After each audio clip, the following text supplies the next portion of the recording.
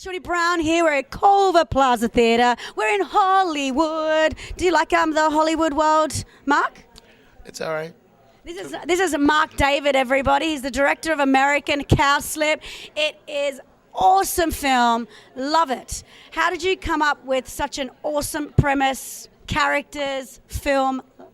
I loved it. Well, I like telling strange stories. It was definitely strange, people. It was strange. And Ronnie and I were sitting around one day discussing ideas for a film, and we sort of became infatuated with telling a very little story about a guy who has to make one small step. And that's what American Cowslip's about. That's actually a really good message to the world. Like, just make one small step. You never know what the next step could come. You never know what's ahead. Now, what would you sort of compare American Cowslip to?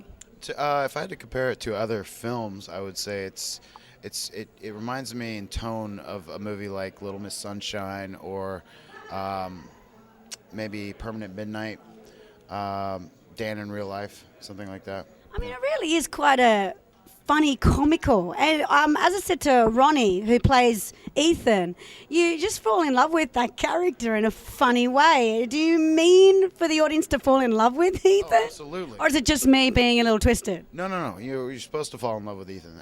Absolutely, and that's the whole point. Is that he's a flawed guy. He's got he's addicted to heroin, but he's a sweet guy, and that's not the biggest of his problems. The fact that he's getting evicted, and he's hiding the truth from all of his neighbors is a bigger problem for him. And that's the thing. We want you to fall in love with the underdog. I like making films about underdogs. That's what also I loved about it. And I also loved the whole community and how they supported, Ethan, because he was such an endearing character. So, and the characters are awesome. And where did you find these interesting characters? Well, I grew up in Texas, and I grew up with a lot Right, I can see the comparison, Texas and American Cowslip, yeah. And I grew up with a lot of really interesting people in my life, and most of these characters are based loosely off of different people that Ronnie and I had in our lives at different times. Definitely Rip Torn's character is based off several of my high school football coaches that were all just completely wacko, and well past their prime. And Diane and Cloris's characters are really based off of some of the Texas grandmother types that you have that are sweeter than pie, and will sort of look past the obvious because they're just so kind.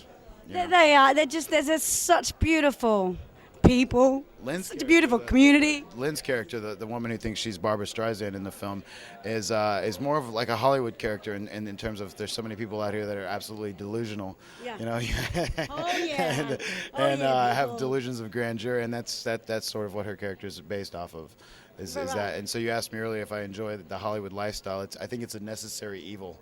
It definitely is. I definitely love Los Angeles, but if I could make films somewhere else, I probably would. So what do you hope for American Cowslip then? And what have people sort of been saying about it as such, like the critics as such? Well, I mean, the critics that I respect have said some really wonderful things about the film, and I feel great about that. Other people don't quite get it, and the thing is, if you just look at the film on... They're square. Yeah, well, yeah. No, I mean, that's the thing. You see just how square our country can be sometimes when you make a film and the way it's accepted. Certain things, are acceptable. And, you can go chop off heads and blow off arms and, make crazy horror films. But when you actually make a film about people and their real problems and you have something like drugs in your film, it's like a big, and, certain languages, I find it ridiculous. Well, I'm so happy that we have directors like you in the world because at least you keep this world still colorful. Well, I got to be honest with you, I'm sick of seeing the same zombie movie over and over, or the same vampire flick over and over again. So I'm the guy that's going to make the film that's different than that.